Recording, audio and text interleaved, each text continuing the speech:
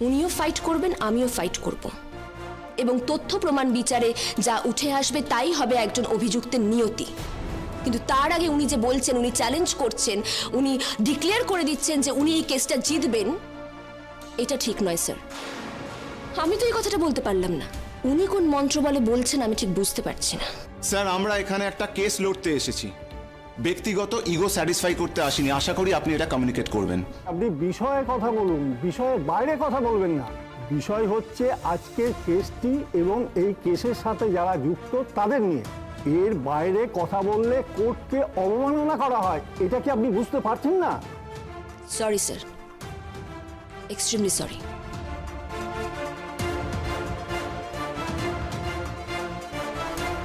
বাপরে বাপরে বাপ, এরা দুজনেই তো বেশ কঠিন মানুষ দেখলাম। দুজনে কেউই তো 1 ইঞ্চি জমি ছেড়ে দিচ্ছে না। তুমি চিন্তা করো না, আমাদের যা লয়ার এই মহিলাকে দাঁড়াতেই দেবে না, হেরে যাবে খুব শিগগিরই। দেখো না, এই কেস 2 দিনও টিকবে না। তুমি কি ভাবছো মা, আমরা এই কেসটা হেরে যাব? দেখো নিজের বৌমাকে ভালো করে দেখো, কেমন কাঠগড়ায় দাঁড়িয়ে আছে।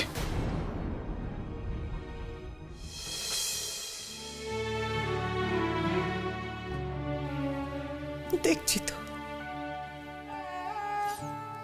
কিন্তু এই অবস্থায় তো তাকে আমি কোনোদিন দেখতে চাইনি। আরে এই চেহারাতেও আমি তারা দেখতে চাইনি।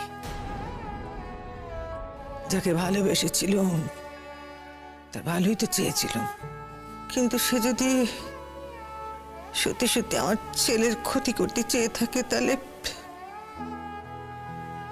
আমি তার ভালো চাই কি করে? এখন ওর ভালো চাওয়ার ইচ্ছে আছে তোমার?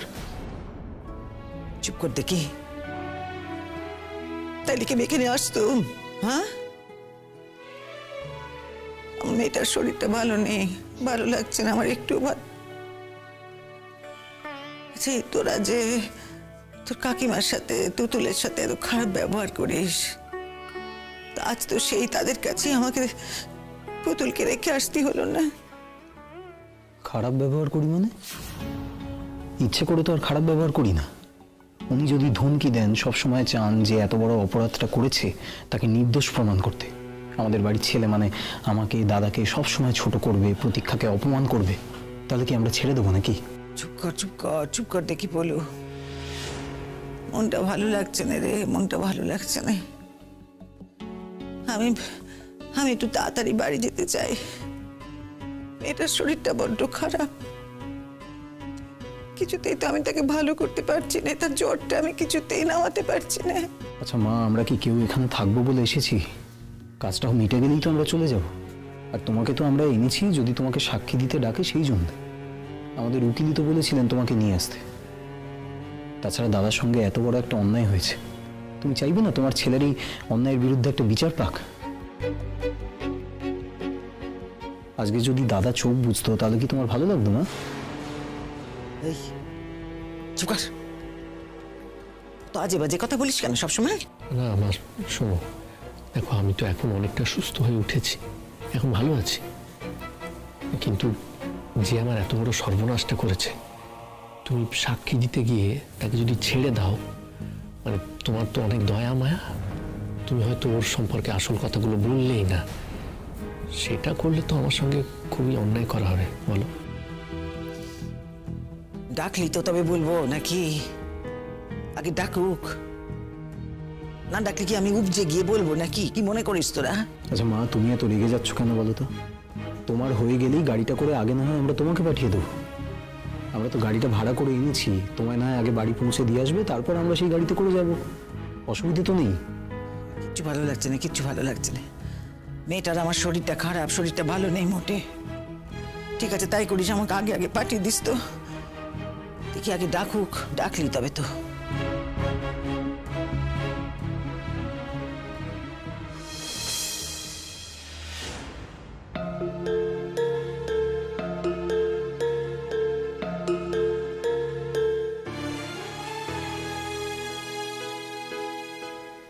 দেখো মা, ভালো করে দেখো, তোমার বৌমার ওই বয়ফ্রেন্ডটা এসছে, ওই ছেলেটা শতদ্রু। দেখো ও কি কথা? সেখানেও এসে পড়েছে।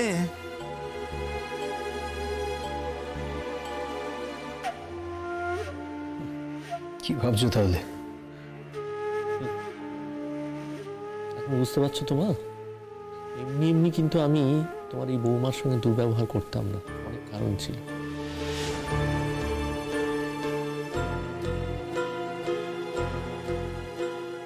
দাদা একটু একটু সরে যান প্লিজ।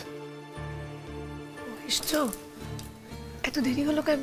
হ্যাঁ একটু দেরি হয়ে গেছে, প্রথম ট্রেনটা মিস করে গেছিলাম। আজকে গাড়িটাও নেই, সার্ভিসিংয়ে দিয়েছি। বিয়ের প্রথম থেকেই তার তো বার টান ছিল, নাহলে তুমি ভাবো না সেই কথাগুলো তোমাকে আর কি বলবো। ও তো প্রথম দিক থেকে আমার কাছে আসতে চাইতো না মা, আলাদা আলাদা শুতো। কি না আমার দিদির কাছে গিয়ে শুচ্ছে, আশ্চর্য।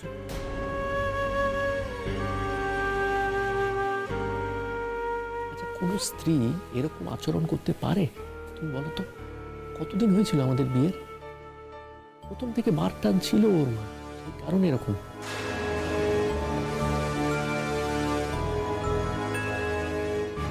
টেনশনের কিছু নেই, আমরা তো আছি। আসলে তোমার আসতে দেরি হচ্ছিল তাই জিজ্ঞেস করলাম। আচ্ছা কোনো সাক্ষ্য টাক্ষ্য কিছু হয়েছে? না এখনো হয়নি। শতদ্রু, पराग और पलाश तुम्हारी तरफ इशारा करके की सब बोलছে জানো।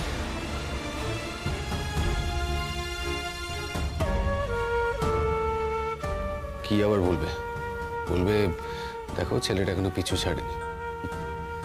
আমি একবার প্রথমে ভেবেছিলাম জানো তো, যে তুমি যে আসবে তারপর আবার এরা সব তোমায় না হিউমিলিয়েট করে।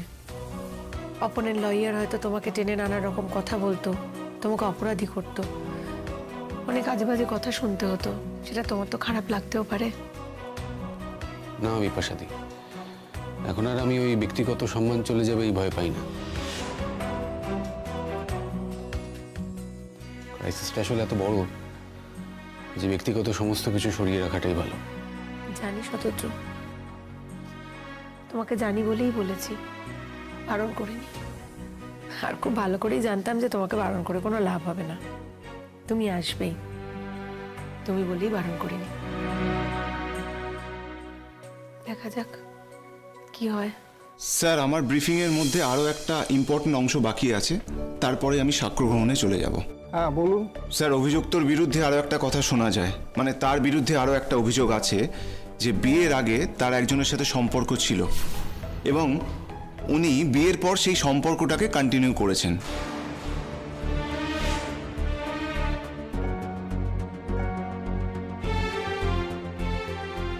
এবং এটাও শোনা যায় যে এটা নিয়ে ওনাদের মধ্যে মনোমালিন্য চূড়ান্ত হয়েছিল এবং কারোর কারোর এটাও ধারণা যে যার সঙ্গে ওনার সম্পর্ক সেই শতদ্রু এবং শিমুল দুজনে মিলে পরাগ ব্যানার্জিকে খুন করতে চেয়েছিল।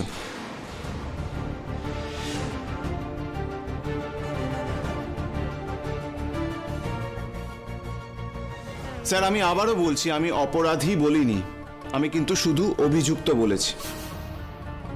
স্যার অভিযোগটা আছে স্যার, আর এই লেভেলেই অভিযোগটা আছে, কিন্তু প্রমাণ করা যায়নি, তাই শতদ্রু ঘুরে বেড়াচ্ছে। কিন্তু স্যার শিমুল ব্যানার্জির বিষয়টা পুলিশ নিজে দেখে সন্দেহ প্রকাশ করেছেন, তাই আজকে ওনার জেল কাস্টাডি হয়েছে। সুতরাং এই মহিলার বিরুদ্ধে যে ধরনের অভিযোগ উঠেছে, অভিযোগগুলো সহজ নয় স্যার। স্যার আজ যদি ধরুন আমার বিরুদ্ধে কোনো অভিযোগ ওঠে যে আমি একজনকে খুন করতে চেয়েছি আর তিনি আমার শত্রুপক্ষের লোক হন, তাহলে তিনি চাইবেন তার মধ্যে নানা রকম রং ছড়িয়ে সেই অভিযোগটাকে আরো গুরুত্বপূর্ণ করে তুলতে, কিন্তু তার থেকে এটা প্রমাণ হয় না যে আমি সেই অন্যায় কাজটা করেছি।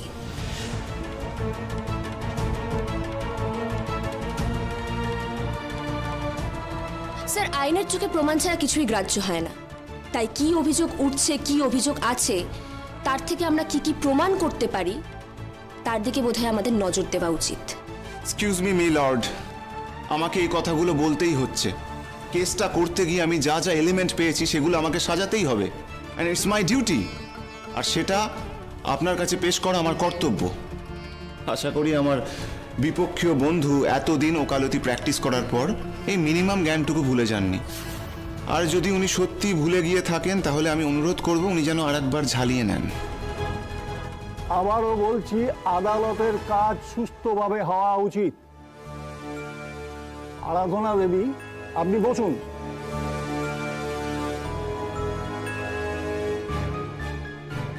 অনির্বাণ বাবু, আপনি যদি কোনো সাক্ষ্য গ্রহণ করতে চান তাহলে সেই সাক্ষীকে ডাকুন। ইয়েস মিলর্ড, আমি প্রথমেই যাকে ডেকে নেব তিনি শিমুল ব্যানার্জির অত্যন্ত কাছের একজন মানুষ, অথচ এই শিমুল ব্যানার্জি ওনাকে চূড়ান্ত আঘাত দিয়েছেন। মধুবালা দেবী, মানে পরাগ ব্যানার্জির মাকে আমি ডাকবো।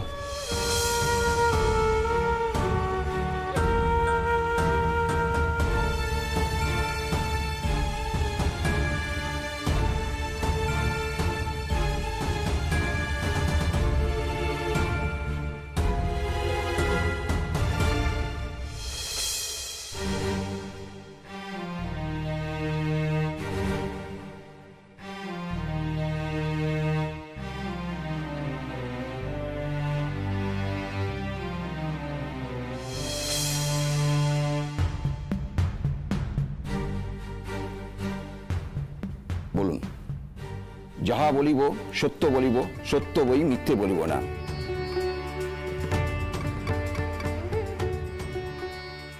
ওই যাহা বলিব সত্য বলিব, সত্য বই মিথ্যা বলিব না।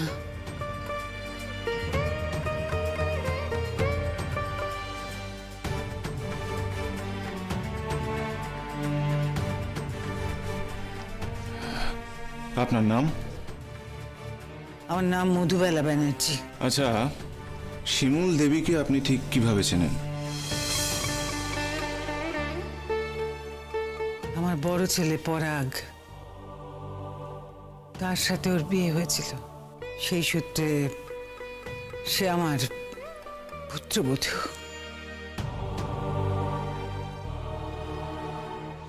আমরা এক বাড়িতেই থাকি, যদিও তার সাথে আমার ছেলের বিবাহ বিচ্ছেদ হয়ে গেছে, তবুও সে আমার কাছেই থাকে। সেই সূত্রে আমার বৌমা হয়। বৌমা নয়, এক্স বৌমা বলুন, প্রাক্তন। এখন উনি আপনার বৌমা হন না, ইনফ্যাক্ট এখন আপনারা কেউই কারোর কেউ নন। ও কি কথা! আমরা পুরনো দিনের মানুষ তো। একবার যখন আমরা একটা সম্পর্কে বাঁধা পড়ি না, তারপর হঠাৎ একদিন সম্পর্ক নেই, কথাটা তো বলতে পারি না। যাকে আর কি জানতে চান বলুন। ওয়েল, শিমুল দেবীর সঙ্গে আপনার সম্পর্কটা ঠিক কিরকম ছিল? প্রথম প্রথম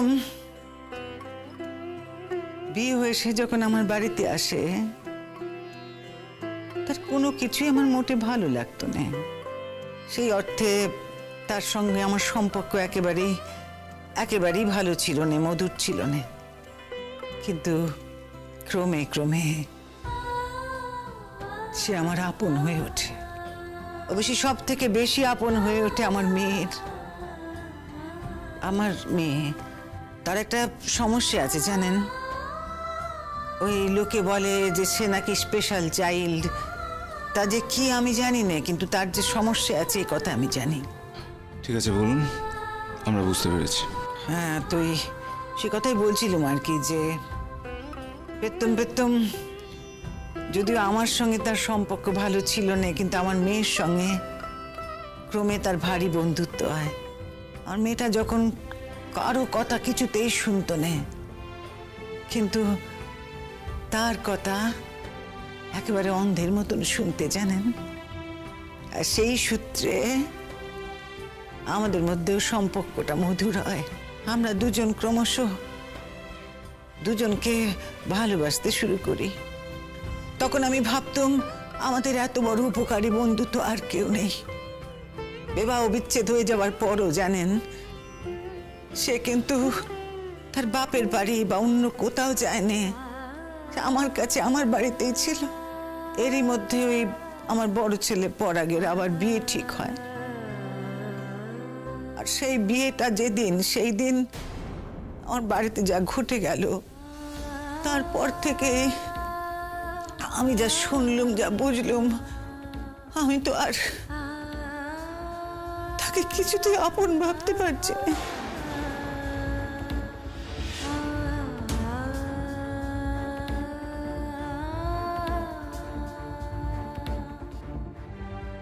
এক্স্যাক্টলি কি ঘটেছে সেটা একটু বলবেন? বলবো না কেন, যা ঘটেছে তা তো সকলের জানা, এসব কাগজে পত্রে বেরিয়েছে তো। আর আপনারা তো সে সমস্ত নিয়েই কাজ করছেন, তো যদি আমার মুখ থেকে শুনতে চান তো বলতে তো হবে। হ্যাঁ, আপনার থেকেই শুনতে চাই, আপনার বলা দরকার। আপনার মুখ থেকেই শোনার জন্য আমরা সকলে ওয়েট করে আছি, কারণ আপনি হলেন প্রায় প্রত্যক্ষদর্শী। অবজেকশন মিলর্ড, আমি ওনাকে থামিয়ে জাস্ট একটা কোয়েশ্চেন করতে চাই। এই যে প্রত্যক্ষদর্শী বলা হচ্ছে, মানে প্রত্যক্ষদর্শী মানে কি? মধুবালা দেবী, আপনি কি নিজের চোখে দেখেছেন শিমুল দেবীকে আপনার ছেলে পরাগ ব্যানার্জিকে বিষ খাওয়াতে? নিজের চোখে দেখেছেন?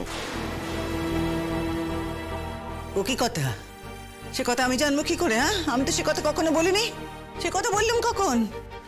Point to be noted sir. ঠিক আছে, আপনি বসুন।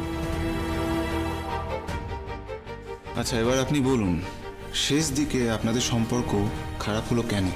যদি আমার ছেলেকে কেউ মেরে ফেলতে চায়, তাইলে তার সঙ্গে কি আমার ভালো সম্পর্ক থাকতে পারে নাকি? তাই কখনো হয়? বলি, মেয়েদের কাছে তো সন্তান সবচেয়ে আগে, সবচেয়ে বড়। সে সন্তান যেমনই হোক। বলি, আমার সন্তানের চেয়ে, আমার ছেলের চেয়ে তো আমার ছেলের বউ আমার কাছে বড় হতে পারে না।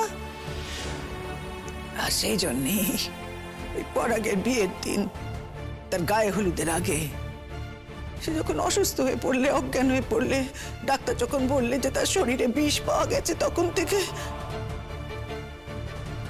আমি যা যা শুনলুম, কেন জানি না, আমার তখন থেকে আমার মন থেকে কেমন দূরে চলে গেল গো সে।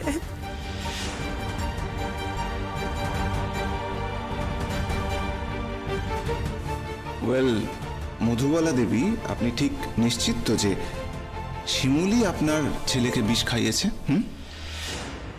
ও কি কথা? আমি কি নিজে চোখে দেখেছি নাকি গো যে আমি সে কথা বলবো? বললুম তো, সেসব জানি না। তবে হ্যাঁ, যা শুনলুম তাতে আমার মনে হয়েছে আমার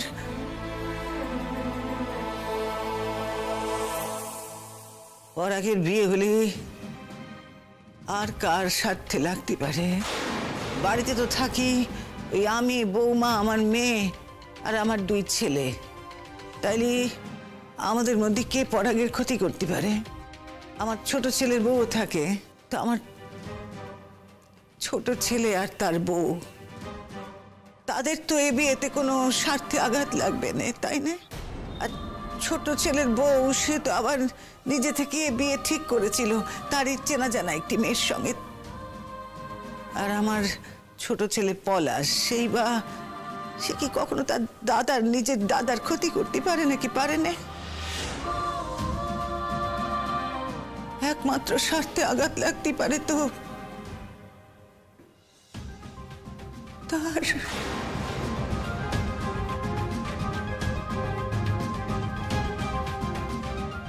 পরাগের যদি আবার নতুন বউ, মানে আমার ছেলের যদি আবার নতুন বউ আসতো, তাহলে তো সে আমার আগের বউমাকে বাড়িতে থাকতে দিতে নাও চাইতে পারতো। হয়তো তার সঙ্গে খটামটি লেগে থাকতো সারাক্ষণ।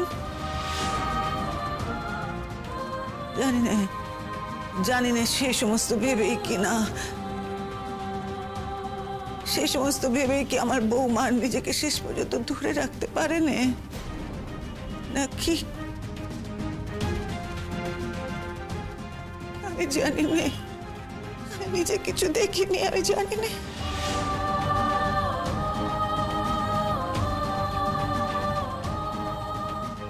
তবে একটা কথা, যেই অপরাধী হোক না কেন, আপনারা দয়া করে তাকে শাস্তি দিতে কসুর করবেন না, দ্বিধা করবেন না। অপরাধীর যেন শাস্তি পায়।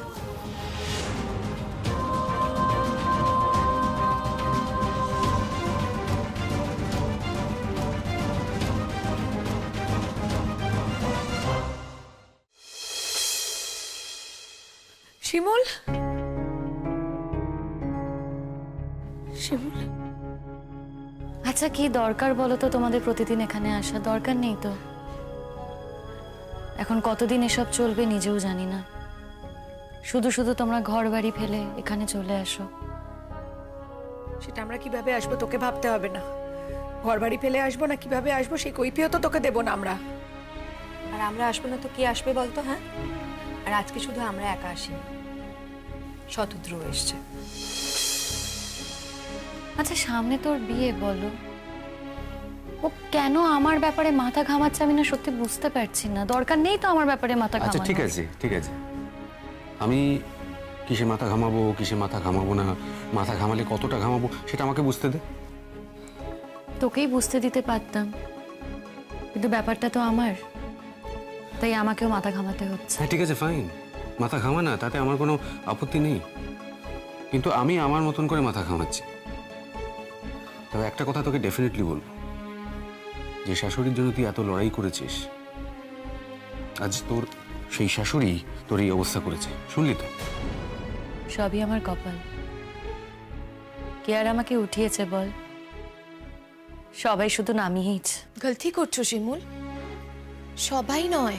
আমি কিন্তু তোমাদেরকে কথাটা বলছি না, প্লিজ আমাকে ভুল বুঝো না। আমি জানি যে তুই আমাদের কথা বলছিস না, তবুও আমি বলবো, দেখ সবাই কিন্তু তোকে নামায়নি। আর ভুল তো মানুষ মাত্রই হয়, তোরও তো হয়েছে, বল হয়নি? ভুল তো হয়েছে, ভুল তো আমি করি, সারা জীবন ধরে ভুলই করে যাচ্ছি। তুই এখন ডিপ্রেস তো শিমুল, তাই তুই এই ধরনের কথা বলছিস।